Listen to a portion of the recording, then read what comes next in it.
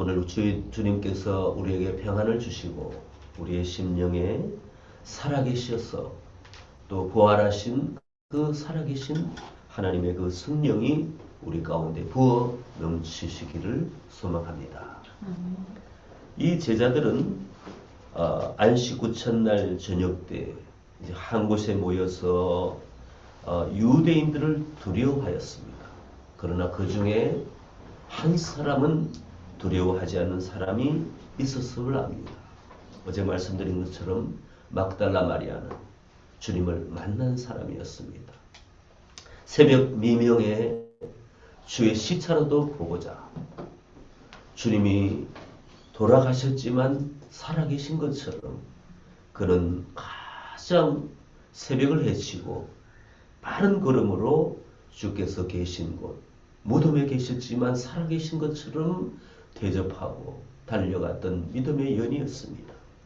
그 여인이 어찌 이 저녁에 마가의 다락방이라고 추정되는 이곳에 많은 사람들이 모였을 때에 어찌 두려움이 있었겠습니까? 주를 만난 나머지 주를 만났기 때문에 전사들과 주를 보았기 때문에 이 여인은 두려워하지 말라고 예수께서 살아나셨다. 그 가운데 복음을 전하던 한 여인이 있을 것으로 우리는 반드시 막달라 마리아의 마음을 읽을 수가 있습니다. 그럼에도 불구하고 주님을 보지 못했던 다시 살아오신 그 부활의 주님을 보지 못했던 제자들은 두려움에 휩싸였다는 것입니다. 가장 관건은 우리가 주님을 보았는가, 만났는가, 주님 앞에 내가 예배하며 주님의 은혜를 체험했는가, 안 한가에 따라서 세상이 요동치고 변화하는 이 가운데에 참으로 시시각각 우리의 마음이 때로는 두려움과 염려와 분노와 근심과 걱정과 이렇게 여러 가지로 우리 마음을 영향을 주는 것들에 우리가 그 하나님을 만났는가, 우리 주님이 보내주신 성령 하나님을 우리가 경험하느냐에 따라서 우리는 때로는 그렇게 될 수 있지만 반드시 주님 앞에 우리는 무릎을 꿇고 정상을 회복하는 그러한 그리스도인입니다. 분명한 것은 예수 그리스도를 믿는 이 기독교는 만남의 종교입니다. 지식적으로 알아서도 되는 것으로 그쳐서도 되는 것도 아니고 감정적으로 내가 한두 번 그 은혜를 받았다고 하는 그러한 그것도 부족하고 주님 앞에 나아갔을 때에 주님이 만나주시는 그 인격적인 만남이 우리를 평생 주님과의 관계를 하게 만들고 그리고 영원 무궁한 세계에 대한 소망을 가지고 확신을 가지고 나아가는 것인 줄 믿습니다. 아멘. 주께서 막달라 마리아의 그 신앙심을 존중하여서 이제는 막달라 마리아를 제자들에게 보내시고 그리고 믿음의 여인으로서 복음을 전하는 가장 첫 번째 여인으로 사용했다는 것입니다. 그 가운데에 제자들은 베드로와 요한은 이 본문에 나와 있지 않지만 김과 민가 하였을 것입니다. 그리고 많은 제자들도 그랬을 것입니다. 그러나 그 현장에 없었던 이 도마는 오늘 본문에 나온 것처럼 내가 만져보아야만이 되겠다, 믿을 수가 없다, 이것이 보통 사람들의 생각입니다. 도마는 예수님과 함께 있었지만 예수님이 이제는 이 삶의 현장에서 사라지고 난 뒤에 아무리 예수님이 그 전에 내가 다시 온다 하지만 그 사실을 인간의 이성으로는 믿을 수가 없는 것이 어쩌면 당연한 어떤 그 원리인 것 같습니다. 그런데도 이 도마까지 주께서는 만남을 허락하여 주셨고 그리고 나중에 도마도 주님을 보고 나의 주라고 고백하는 사람이 되었다는 것입니다. 이러한 그 인간의 성정을 아시고 이제 잠깐의 너에게 평강이 있을 것이다, 평강이 있을 것이다. 본문에는 3번을 도마에까지 말씀하여 주셨는데 우리가 하나님의 섭리, 예수님의 그 오고 가심 중에 이제는 잠시 오셨지만 확신을 주시려고 마지막 분부를 하려고 주께서 나타나셨지만 이제는 주님이 다시 가야 하는 상황입니다. 성천하셨습니다. 그때를 위하여 제자들에게 가까이 오라고 숨을 내쉬면서 성령을 받으라고 그렇게 말씀하여 주셨습니다. 성령을 받으라 하고 이제는 제자들에게 이제는 두려움이 아니라 나가서 복음을 전하라고, 내가 아버지 하나님으로부터 이 땅에 보내심을 받은 것처럼 나도 너희들을 보내겠다고. 주님을 만났을 때에 페이스 투 페이스로 주님을 얼굴을 봤을 때에 얼마나 기뻤겠습니까? 그 주님의 임재하심, 주님의 찾아오심 그 자체가 엄청난 기쁨입니다. 그러나 밖으로 나갈 수는 없었을 것입니다. 그들이 주님이 부활하신 몸으로 다시 또한 박해를 무릅쓰고 그들을 데리고 나갔으면 그들도 따라 나갔겠지만 주님은 하나님의 섭리 가운데 이제는 잠시 계시다가 40일 동안 그들에게 보여주셨고 이제는 결국은 감람산에서 성천하시기 위하여 잠시 오신 것입니다. 남겨준 제자들을 위하여 지금 이 마가의 다락방에서 너희들은 나를 기뻐하고 참으로 감격하는데 이제 너희의 그 다음 생이라기보다는 지금 이후의 생일을 위하여 내가 너에게 성령을 주겠다 하시면서 성령을 직접 그들에게 나누어 주셨습니다. 이것은 신비에 해당한다는 것입니다. 오늘 이 말씀은 저희들에게 굉장한 은혜가 됩니다. 그 성령은 부활하신 이후에 부어주신 성령은 우리가 성령 하나님이라고 하지만 전체적으로 표현할 때에 부활의 성령님이십니다. 아멘. 또한 그것을 더 풀어서 말씀드리면 부활하신 예수 그리스도의 영이십니다. 성령님은 예수의 영이십니다. 그러므로 우리가 지금 모시고 우리가 교제하는 이 성령 하나님은 부활하신 예수의 영, 제자들이 그 예수 그리스도께서 숨을 내쉬며 받으라 하는 그 성령을 그대로 우리도 받고 있다는 것입니다. 우리의 심령에 내주하시는 성령님이 우리 가운데 오셔서 지금도 함께 우리를 인도하시고 우리에게 은혜를 베푸시고 위로하시고 가르치시고 우리를 저 천국까지 인도하시는데 그 성령 하나님은 제자들이 받았던 성령과 동일한 성령입니다. 또 다른 성령이 아니고 그러므로 우리도 분명한 주님의 사랑 가운데 주님의 큰 은혜 가운데에 있다는 것을 고백하시면 좋겠습니다. 아멘. 첫 번째, 그 성령을 주시면서 제자들이 이제 밖으로 나아갈 수 있도록 준비를 시키셨습니다. 오순절 마가의 다락방에 있는 성령 하나님은 내주하시는 성령님이 아니라 폭발적으로 부어주시는, 위로부터 부어주시는 능력의 성령님이십니다. 이것은 복음을 전하고 그리고 세상 가운데에 강력하게 그리스도의 복음을 선포할 수 있도록 하는 그 사람들을 구원하게 만드는 우리 교회적인 용어로 말하면 봉사할 수 있도록 섬길 수 있도록 하시는 그러한 목적으로 보내주신 위로부터 부어주시는 강력한 성령의 임재하심, 성령의 능력이십니다. 주께서는 내주하시는 성령님을 보내주시고 그 다음 제자들에게 밖으로 나아가 폭발적으로 그들에게 역사하심에 동참할 수 있도록 쓰임을 받을 수 있도록 그 현장 마가의 다락방에서 기다려라. 마치 우리가 닉네임으로 말하면 세컨 성령의 역사를 주시는 것처럼 그분들에게 제자들에게 주님은 그 플랜을 하셨다는 것입니다. 사도행전의 내용을 보면 그대로 나옵니다.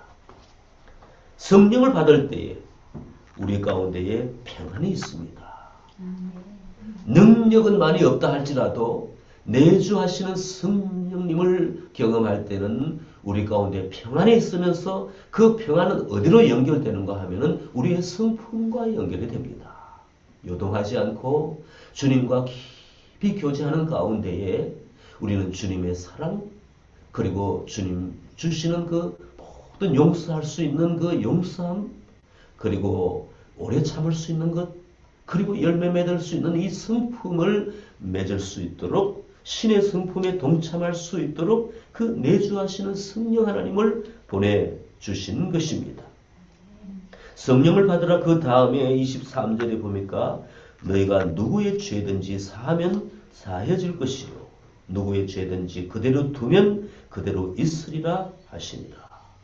성령의 충만하심, 성령의 내주하심, 그 주님의 깊은 평안과 은혜를 받았을 때는 내가 누구에 대해서 참으로 마음이 힘든데도 불구하고 주여 내 마음 가운데에 평안을 더하여 주시고 그를 용서하여 주시옵소서 하는 이것은 다름 아니라 용서하기를 원하여서 주님 앞에 기도하고 성령을 의지하는 것 아니겠습니까? 그럴 때에 주께서는 내 마음에 나의 힘으로 용서할 수 없는 그 능력을 부어주십니다.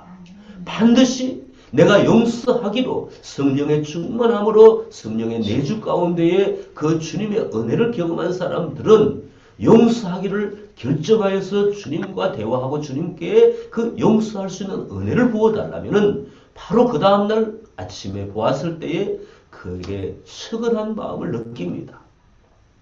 어떻게 그가 나에게 그렇게 꾸중을 하고 그렇게 또한 심지어는 욕을 할 수 있을까? 나에게 그렇게 험하게 대할 수 있을까? 하지만 그것은 내 잘못이 아니고 어쩌면 그가 그의 성품이 그럴 수도 있겠다. 그의 자라난 환경이 그럴 수도 있겠다. 그의 그 모든 환경이 그렇게 또한 나에게만 하는 것이 아니라 다른 사람에게도 그렇게 할 수 있겠다 하는 이해되지는 마음이 생기면서 불쌍한 마음까지도 생깁니다. 또한 내가 또한 잘못한 것들이 있다면 내가 하나님 앞에 고백하고 또 그 형제에게 내가 또한 나를 고백할 수 있는 그런 넉넉한 마음도 생긴다는 것입니다. 이 내용은 굉장히 논쟁이 있는 이 23절에 있는 말씀은 논쟁이 있는 말씀입니다. 사도적의 어떤 그 권능을 가지고 이제 그 가톨릭의 이제 그 신부들이 사제들이 죄를 용서하지 않는 그러한 어떤 그 권세가 있는 걸로 이 문장을 내용을 이제 인용해서 교리적으로 이렇게 하고 있습니다. 그때에 사도들에게 가장 먼저 주신 이 성령을 주시면서 그렇게 할 수 있는 권능을 주셨죠. 그래서 사도직을 승계한 이 오늘날 교회에서는 이제 그것들을 주장합니다. 아무튼 이러한 것들은 해석이 많지만 가장 핵심적으로 성령의 은혜, 성령의 충만함, 성령의 내주 가운데 있는 분들은 이 말씀이 무슨 말씀인지, 이것들을 그냥 교리적으로 만들어서 이걸 교권주의로 할 것인지, 아니면 우리가 삶 속에서 진실로 내가 용서할 수 없는 사람까지 용서할 수 있는 능력을 주신 것인지, 이것은 주님 앞에 경험해 보신 분들은 알게 된다는 것입니다. 우리는 후자를 택합니다. 개신교는 그러한 교권을 말하는 것이 아니라 진실로 주님 앞에 엎드려 주님의 성령을 구하고 나아갈 때 참으로 누구라도 용서할 수 있는 그 예수 그리스도의 용서하심, 십자가에서 주 아버지께서 주신 그 깊은 은혜로, 그리고 우리 주님이 또 본래 가지신 그 성령 하나님의 그 은혜 가운데 이제는 만인을 용서할 수 있고 유대인들까지 그를 로마의 도움을 받아서 손자국에 그 못자국과 창자국을 낸 그들까지도 용서할 수 있는 그 주님의 용서하심이 먼저였습니다. 그리고 제자들에게, 그리고 오늘날 우리에게까지 이르는 우리의 제자들에게, 우리도 주님의 제자들입니다. 도마에게 이러한 용서할 수 있는 성령의 충만한 은혜를 우리 가운데에 부어주신 것으로 믿습니다. 우리는 용서할 수 있는 사람입니다. 우리는 또한 용서해야 됩니다. 왜냐? 값진 성령을 선물로 받았으니 그렇습니다. 이제 도마의 얘기가 나옵니다. 도마는 현실적으로 볼 때에 보통 일반인에 해당되는 성적을 가졌고 믿음을 가졌습니다. 그리스도인이라 할지라도 세상 사람은 믿지 않는 사람은 말할 것도 없고 그리스도인이라 할지라도 그것까지는 내가 믿을 수가 없겠다. 어찌 그것까지도 믿을 수가 있겠느냐. 지금요 신학적으로 예수 그리스도의 기적을 못 믿겠다 하는 것이 자유주의 신학입니다. 도마의 신학이라는 것이죠. 보지 않고서는 믿지 못하겠다. 그러나 그분들도 그리스도인이고 그분들도 하나님의 자녀라고 주장합니다. 우리가 그분들은 그리스도 아니다, 그리스도인이 아니다, 또 하나님의 자녀가 아니다 이렇게 말할 수가 없습니다. 왜냐? 그때 당시에 도마도 예수님의 제자였기 때문에 그렇다는 것입니다. 서로 생각은 다를 수 있지만 깊은 물에 들어가야 되지 않겠습니까? 깊은 주님의 그 믿음의 은혜 가운데로 들어가야 된다는 것입니다. 그러기 위해서 주께서 성령을 받으라고 했었습니다. 도마에게도 친절히 신이 자신의 몸을 보여주며 만질 수 있도록 하였지만 도마에게 마지막 교훈은 보지 못하고 믿는 자들은 복이 됐다. 예수께서 이르시되 너는 나를 본고로 믿느냐. 보지 못하고 믿는 자들은 복되도다 하시니라. 결국은 너가 성령을 받아서 이제는 앞으로 내가 성천하고 난 다음에 이 세상에 다시 존재하고지 않은 다음에는 이제는 확실한 믿음을 가지고 주의 성령 내가 보내준 부활의 예수의 영으로 충만하여서 너가 이제는 다시는 내가 봐서 믿어야 되겠다는 이런 말을 하지 말고 이제는 성령을 의지하여 본자처럼 확신하고 복음을 전하라고 그렇게 도마에게 가르치신 것입니다. 도마는 인도로 갔다는 그런 설도 있습니다. 끝까지 복음을 전했습니다. 그 원동력은 다름이 아니라 주께서 주신 성령을 받으라 하신 그 말씀과 실질적인 성령의 나눠주심입니다. 오늘 우리는 이 말씀을 통하여 깨달아야 될 분명한 예수 그리스도의 부활의 메시지가 있습니다. 주의 성령을 모시고 살 때는 어떠한 환경 가운데도 두려움이 엄습하고 우리를 환난 중에 있건다 할지라도 우리의 마음의 중심에는 고요한 평안, 오히려 다른 사람들을 위하여 중보하고 붙들어 줄 수 있는 요동치는 이 세상 가운데 눈물 흘리는 사람을 붙들어 줄 수 있는 깊은 영적인 믿음을 가진 사람이 되어야 될 줄 믿습니다. 가장 먼저 우리의 마음의 성령을 모시고 우리의 심령이 평안함이 가장 중요합니다. 그럼 우리가 기도할 때에 부활의 영인 예수 그리스도의 성령 하나님이시여 나의 마음에 평강을 달라고 날마다 기도하고 요청하는 것이 우리의 임무가 되고 우리가 반드시 해야 할 일일 줄 믿습니다. 또한 두 번째 주신 메시지, 우리가 다른 사람을 용서할 수 있는 것도 성령이 주시는 은혜요 능력인 것입니다. 그리고 보지 않고 믿을 수 있는 그런 도마의 그 믿음을 초월하는 것도 오늘 우리가 성령의 능력, 부활의 영으로 말미암아 가능한 것인 줄 믿습니다.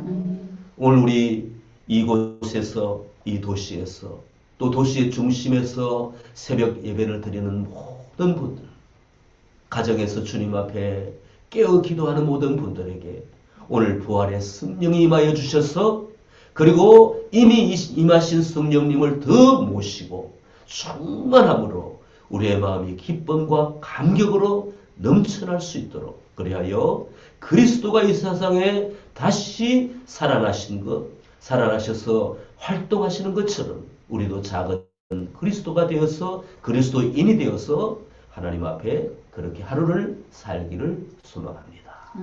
함께 기도하시겠습니다.